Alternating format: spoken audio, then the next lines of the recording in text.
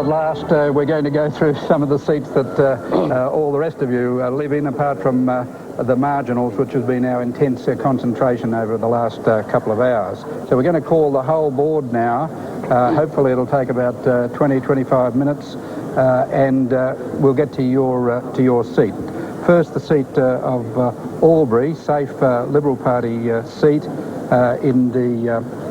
It's in the southern country. Well, this would normally be a safe seat, but unfortunately for the Liberal Party, the local issue of the bypass has hit the electorate, and Claire Douglas, the independent, will win that seat on Labor Party preferences.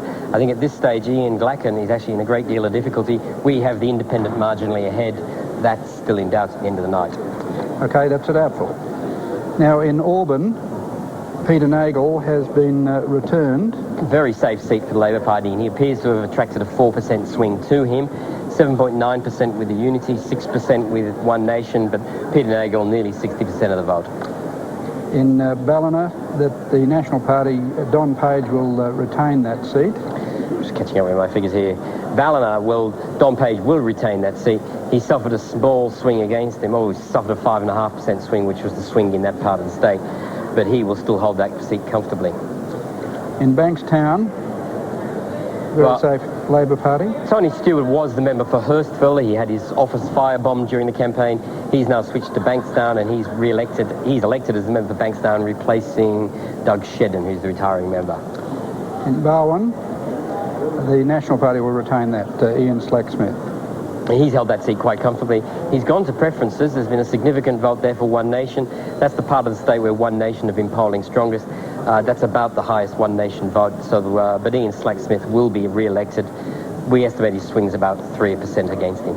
And one of our most marginal seats in the state, the Labor Party has won that seat. Well, it doesn't look like it's marginal anymore. The National Party and the Liberal Party campaign just seem to have failed completely there. The Labor Party, Gerard Martin is the new member. He's got 54% of the primary, well up, and in fact he's gained a swing of over 10% to him, replacing Mick Clough. In Borkham Hills, the Liberal Party's retained that. Well, Wayne Merton's gone to preferences, which is a new experience for him, I suspect, but Wayne Merton has been comfortably re-elected as a member for Borkham Hills. In Bega? Well, another seat where the Liberals have been surprisingly forced to preferences. Russell Smith is the new member for Bega, was re-elected as the member for Bega for the third time. Third or fourth, I've lost track, unfortunately. He's back in Parliament. And in Blacktown, very safe Labor Party seat. This is the seat where Paul Gibson had to shift from Londonderry. Paul Gibson is new member for Blacktown. Of course, Pam Allen has switched to the new seat of Wentworthville, but Paul Gibson is back in the Parliament. Bly, held by Clover Moore, and Clover Moore's been returned. Yes, well, she ended up with the highest primary vote. We had some peculiar early figures, but look, Peter Fussell, the Liberals' preferences, will elect Clover Moore. Her vote is actually up a couple of percent. There was some areas added to the electorate. The Labor Party vote is up substantially on what it was last time, and Clover Moore's back in Parliament. And in Blue Mountains, Bob Debus has been comfortably re-elected. He's got a very successful vote there, a swing of 6.5% to him after the distribution of preferences. In Burrinjuck, was safe Liberal. Well, this looks like it's been gained by the National Party. Labor Party's got 37% and they're leading, but there's 29% for the National, 15% for the Liberal, which you can add on. There's a significant vote there for One Nation, which will probably exhaust, certainly won't flow strongly to Labor. So Katrina Hodgkinson will win that. She lost the Southern Highlands by-election 2-3 years ago because Labor directed preferences against her to the Liberals, but she's now in Parliament as the member for Burrinjuck. In Cabramatta, Reba Maher. She'll get back. Her vote's fallen below 50% with a big vote for the independent Marcus Lambert and for the Unity candidate Andrew Sue, but still Reba Maher is re-elected. And Dr. Liz Kernahan in Camden, been returned. She suffered a swing of just under 3% against her, but still she's comfortably re-elected. Campbelltown. Well, Campbelltown... Knight, the Minister for the Olympics and President of SOCOG. Well, he's gained a 6% swing to him, so he's done quite happily. His primary vote's up 6%, Liberal vote's down 11%. 9.3 there for One Nation. You'll note that's a pretty constant figure through a lot of these electorates. One Nation seems to poll quite consistently between about 7 and 13% in a lot of electorates. No damage to Mr. Knight from moving out of the electorate? No. He still seems to be popular in the electorate. Canterbury. Kevin Moss has been re-elected.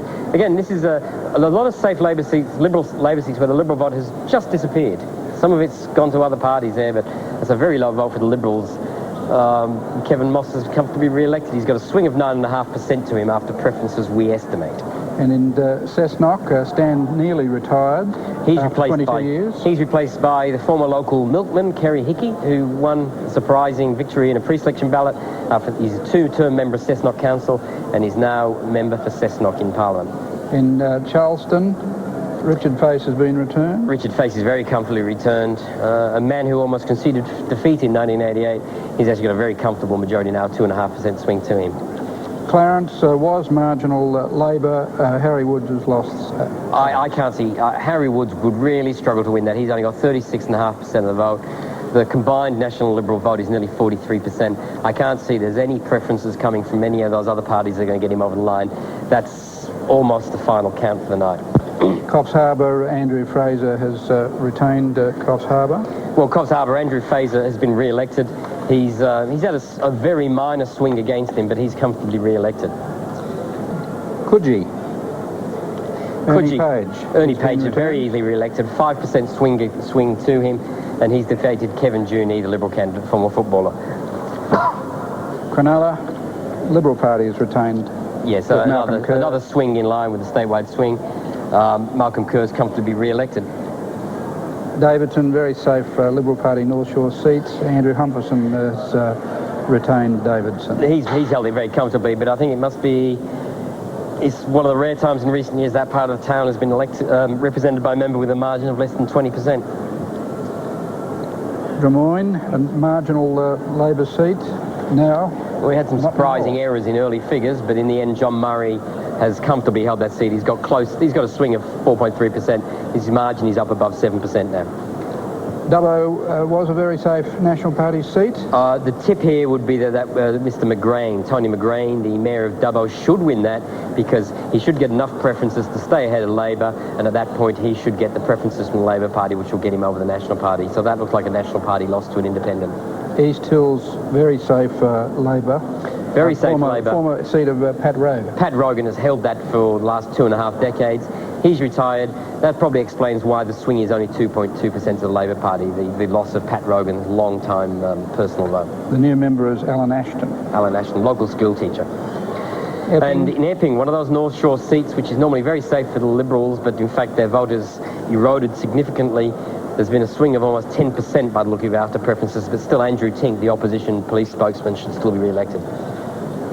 Fairfields, very safe Labor Party seat. 6.7% swings of the Labor Party. Again, there's some terribly low votes. This is an area with a very high Asian and Chinese Vietnamese community, and that's supported the unity vote there. And so I think that's probably explains why the Liberal Party vote is so low. But Joe Tripodi is back in Parliament. Georges River was a marginal Liberal Party seat. The Labor Party has won Georges River. Kevin Green has got 47.7% of the primary vote. He's hardly needed preferences. There's a swing of nearly 7.5%. A Labor's victory in that seat. Gosford, Barry Cohen hasn't got there. No, Barry Cohen hasn't got there. Chris Harcher should win that seat. It was one of the few seats where One Nation seemed to direct preferences to the Liberal Party, and that, combined with several other factors, has kept the swing down to only 3.7%, and Chris Harcher's back in Parliament. Granville, very safe Labor Party seat, and Kim Yaden's Kim Yaden's back in Parliament. A very small swing against him, which is a bit unusual. I can't see anything which has particularly caused that. Given the area, the Liberal candidate did sort of campaign rather strong. I saw him driving around the area in a truck one day, which is, you don't often see the Liberals actually campaigning at all in a seat like that, so he was a hard-working local candidate. Hawkesbury, very safe Liberal. And Kevin Rizzoli, former Speaker. Kevin Rizzoli has moved out of the electorate, and he's suffered a bit of a fall in his support as well. His primary vote's down 12.5%, and after preferences it looks like a 9% swing, but he'll still very comfortably hold the seat. We're told, Anthony, we can slow down a bit. Oh, I'm sorry. Heathcote, very marginal Labor Party seat. Two sitting MPs, Ian McManus and Lorna Stone.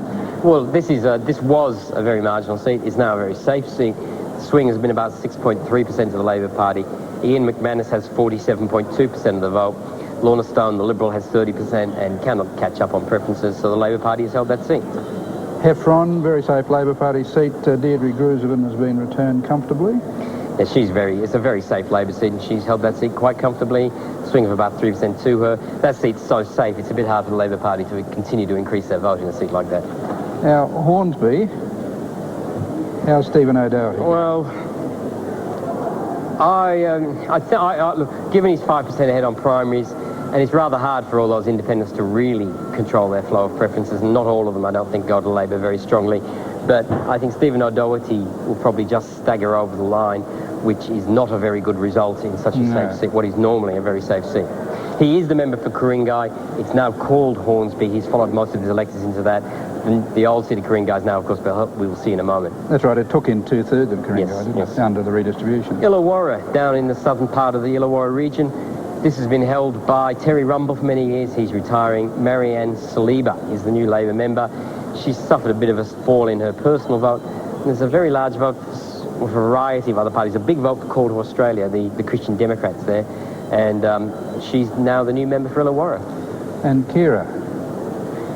Well, early on there would have been some long faces in the Labor Party that whether they were going to hold on to this seat. David Campbell is the mayor of Wollongong. He should win that now on the leakage of preferences from some of the other parties. It's a bit hard to see all of the Liberal vote going to the Independent and then most of the other preferences getting him over the line. I'd say with a high exhausted rate, David Campbell will get over the line, but that's one of the largest swings against Labor in the state, something like 9%. Again, it shows that at this election, it's independents in safe seats who cause the biggest danger for both sides. And Kiama? Bobo Harrison has retired at this election. As a result, the Labor Party hasn't had a particularly good result. They've only just held their own vote. Matt Brown is the new member for the Labor Party.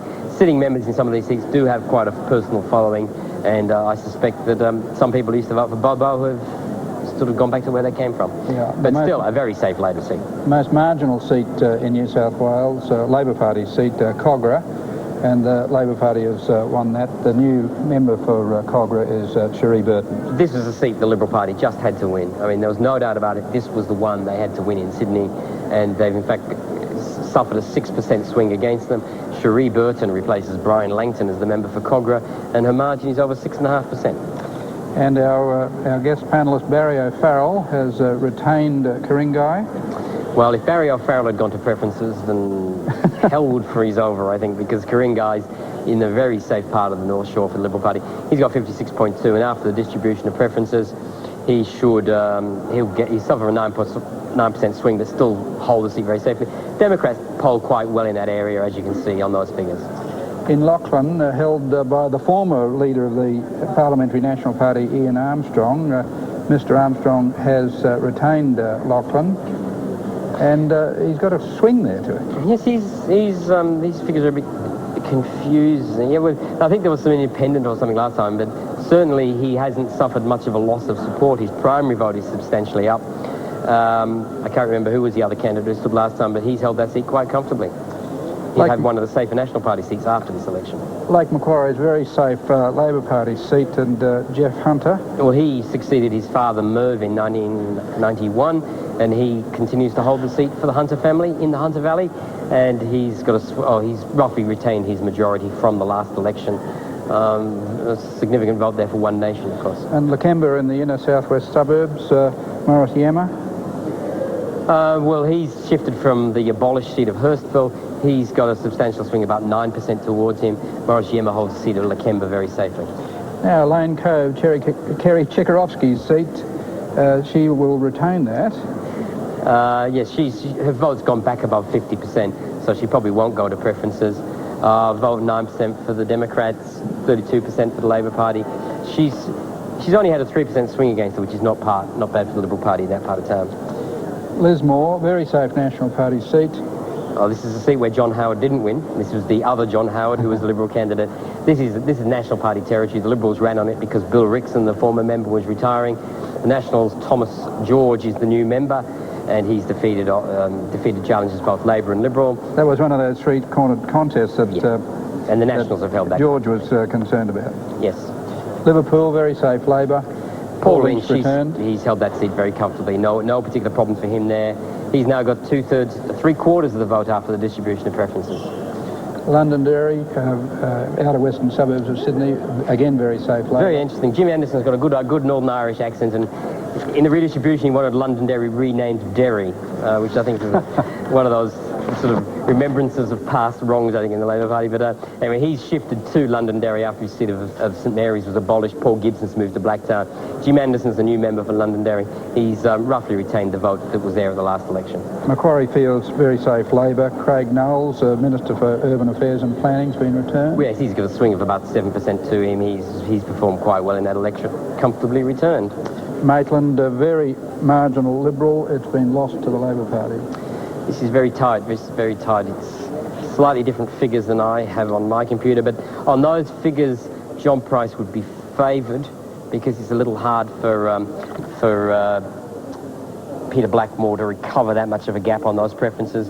But this has been a close election for a number of times. Our computer is only just giving it to the Labor Party. That's a close election. Okay, what do we do? We just put a big question mark on that? I'd put a question mark on that. I don't think it's decided, but it is leaning Labor's way.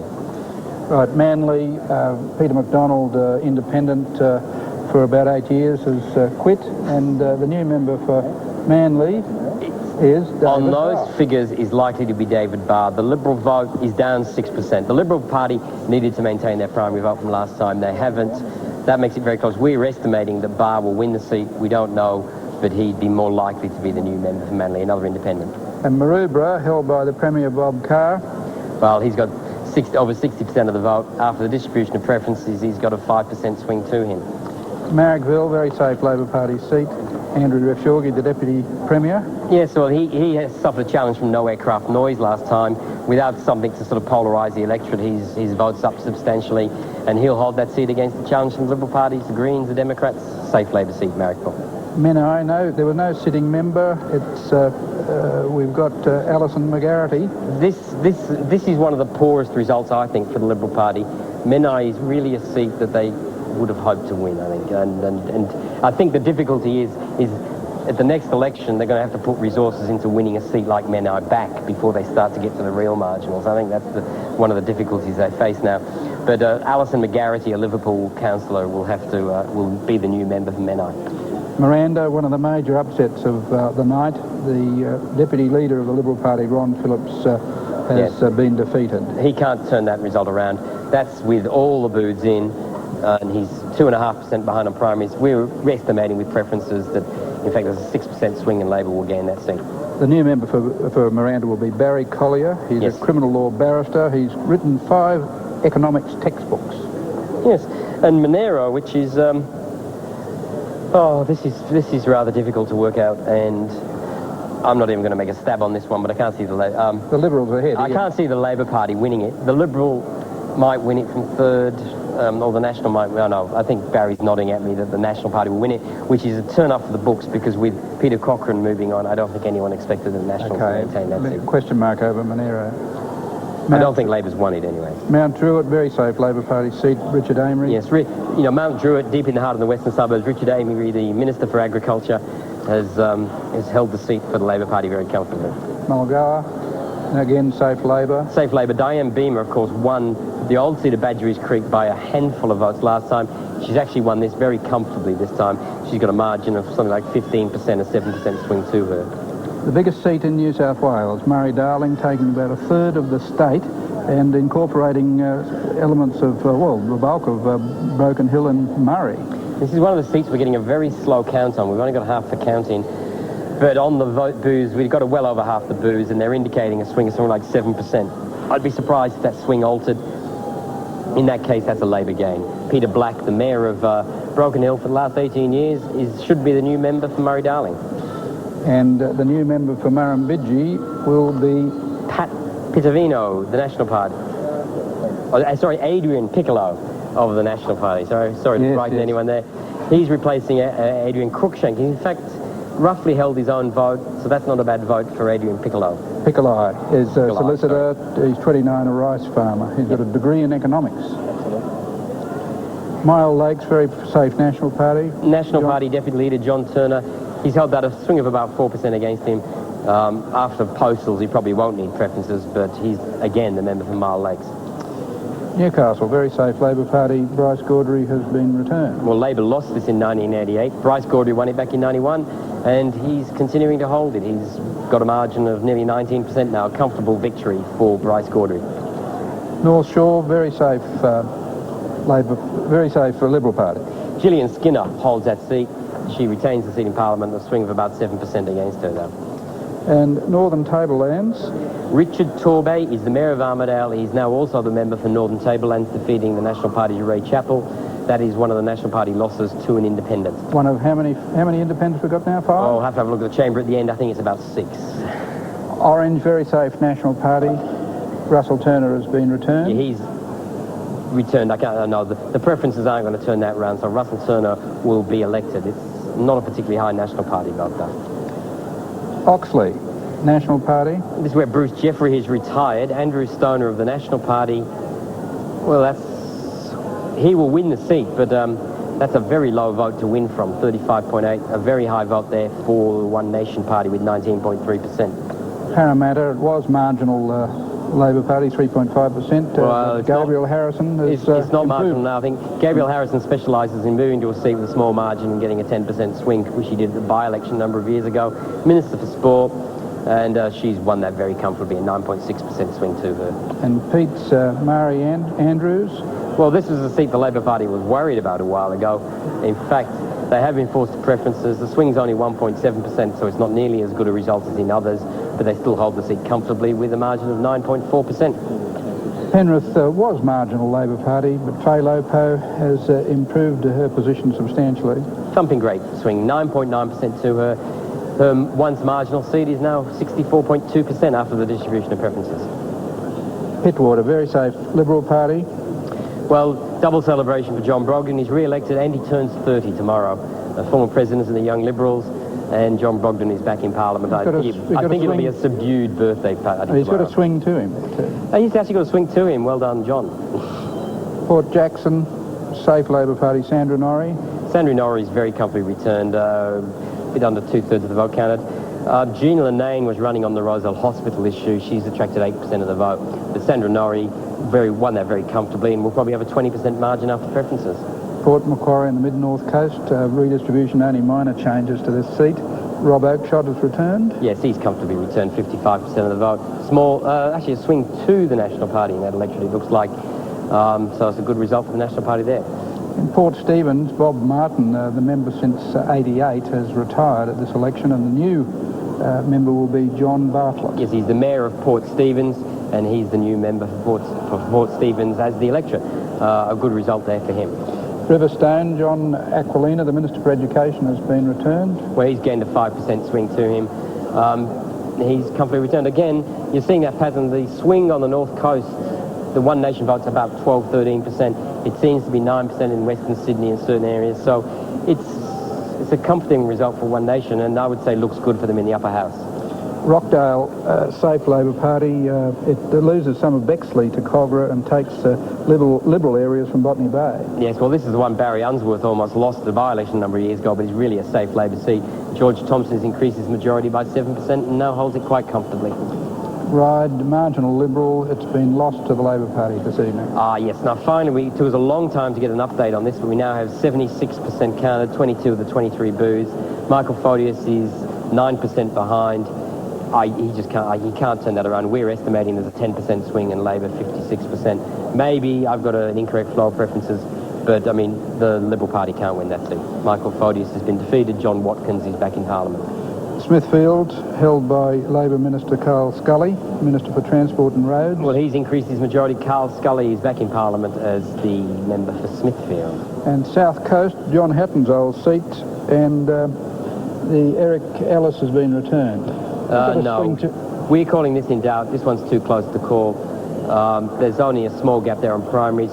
We're estimating that it's 50.4 after the distribution of preferences. Right. You'd want to see an actual count. That one's generally in doubt. Okay, that's about 3 we've got so far. Southern Highlands. This is John Fay's old seat. It was won by Peter Seaton in the by-election. She's held it. There's been a 6% swing to Labor over Nolene Brown, the actress. Peter Seaton will still be comfortably returned. Marginal Liberal seat after the redistribution, Strathfield. Double-headed contest between Paul Whelan, the member for Ashfield. His seat was abolished. And Bruce McCarthy, the member for Strathfield. And Paul McCarthy. John Lennon? No. Paul Whelan, he's comfortably returned. He's now returned as the member for Strathfield and has a new home in Parliament. So Congratulations to Paul Whelan, a 9% swing by the look of it. Swansea, Milton Orkopoulos. I hope I get the pronunciation. I hope you've got the pronunciation because I'm not sure it is. Jill Hall moved to federal politics at the federal election. The seat's been vacant since, and we now have a new member for Swansea. Tamworth, Tony Windsor's seat. Safe as house. Yeah, look, I mean, I think you wonder who isn't voting for Tony Windsor. Look, he's gained 69.21% on primary votes, and after preferences, he's got something like 83.7. I mean, he hopes he can turn that into vote for Country Summit Alliance in the upper house, I suspect. The entrance was reasonably marginal Labor. Well, this is a funny election because the Liberals disappeared in the campaign, and the Nationals, Bob Graham, former Liberal member for the seat, was running around all over the place. But there's no real national support in that area. And the Labor Party has held that. Only a small swing to them, 2.4%. Grant McBride still holds what is not a very safe seat. The Hills, northwestern suburbs. Michael Richardson's held that. There's a big swing against the Liberal Party. He's only just got over 50% of the vote. Votes have gone all over the place there, but it's not the Liberal Party won't be too concerned about losing votes in the Hills because it is one of their safest seats. And here's an upset in Tweed. Well, the Labor Party, after nearly 2 decades of trying, has finally run Tweed. We've got a swing of 4.5% after the distribution of preferences, our estimate. Neville Newley's 4% ahead on primaries. Even if the Greens are exhausting, I'm not sure what Mr. Penhaligon is doing, but I don't think he can turn that around, and Neville Newell will be the new member for Tweed. Upper Hunter, George Souris, the new leader of the National Party, has been returned. A substantial decline in his vote. Again, as in that sort of area, there's a 12-13% swing for One Nation. And but George Souris is back in Parliament, continuing, I presume, as a National Party leader. Vaucluse. Peter Debnam. Peter Debnam's comfortably back in Parliament. Some votes there for the Democrats and the Greens. Labor Party's got 27%, which is not bad for them in Vaucluse. Peter Debnam's held the seat. Wagga Wagga. Joe Shipp retired at this election. The new member is... Oh, dear, I haven't seen these all night. Oh, gee. I think the Liberal Party will win that. If he gets in with 25%, I think that's a very low vote to win from. But, I mean, it's just split between the Liberal and the National Party there. I don't know what Dale, the Independents' preferences do. If they, Barry might know, but the Labor Party hasn't won it. It's likely to be a Liberal Party seat. But the National Party have polled much better there than I would have expected. Dale's exhausting. Dale's exhausting. In that case, the Liberal Party will probably stay ahead of the Nationals and win the seat. Wakehurst, very safe Liberal Party seat.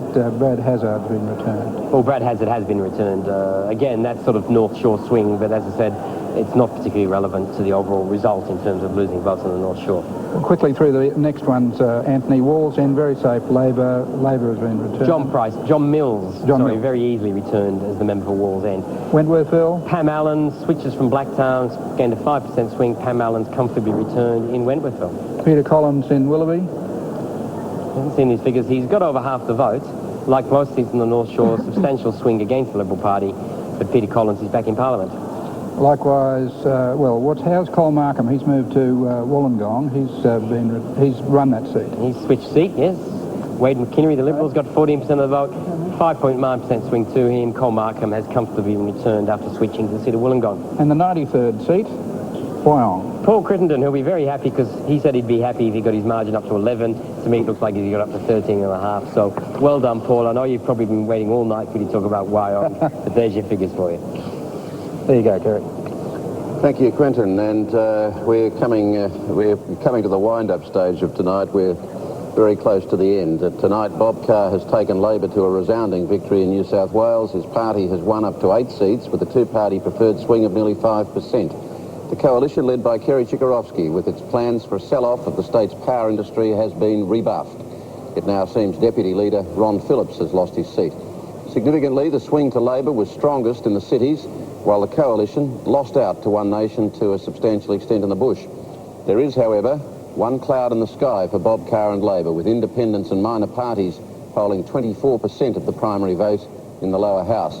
If that was translated to the upper house, it could mean a hostile legislative council and problems for the government. And, of course, One Nation is assured of 1 and presumably 2 seats in the upper house. Anthony? I'm just doing some primary trends on the overall vote, with 3/4 counted on the lower house, and One Nation have 7.6%. Even if they lose 2 to 3% in the transfer to the upper house, with people completely confused, they are still electing one member, and they'd be in the running for a second member there. if those figures are in the upper house. But of course, we don't know how much of the upper house will be just driven by confusion. They didn't have a good draw on the ballot paper. Very briefly, Barry, your view of what's likely to happen in the upper house? I think we'll probably see another Green. I think Tony Windsor will get one, One Nation will get one, and I would give Windsor a second spot before I give One Nation a second spot. I think that in the upper house, country disaffected voters are more likely to go to Windsor's more responsible country alliance, and they will go to a One Nation upper house ticket. Michael Egan, that's your territory, the upper house. What kind of an upper house do you think it's going to be in terms of functioning as a government? Well, it's going to be very difficult because it will mean there will be 11 crossbench members of Parliament. I think in going on the lower house vote, I think it's likely that Labor will win 9, the Coalition will win 7, and that would mean that the minor parties will win 5. Obviously, I think One Nation will get 1 spot. It could well be that the Country Alliance gets another. I haven't been following the Democrat vote during the night in the lower house, but I'm told it's much lower than the Greens. It could well be that the Democrats miss out on this occasion. I don't know. We haven't got an upper house vote yet, so I don't know how Niall's going. But it's going to be very, very difficult. Peter Green from Reform the Legal System had the #1 spot on the ballot paper. I would give him a very good chance of getting elected. About 3 informals. What about some reform of the Electoral Act in terms of those ridiculous scenes that were experienced in the booth today? I'd go further than that. I mean, for You want to abolish the upper house. for 39 years, I've been determined to abolish the place, and I'm still determined to abolish it. And But I you're think still that there. ticket- You just haven't been able to work out how to get to the other house. It's the same with a number of issues.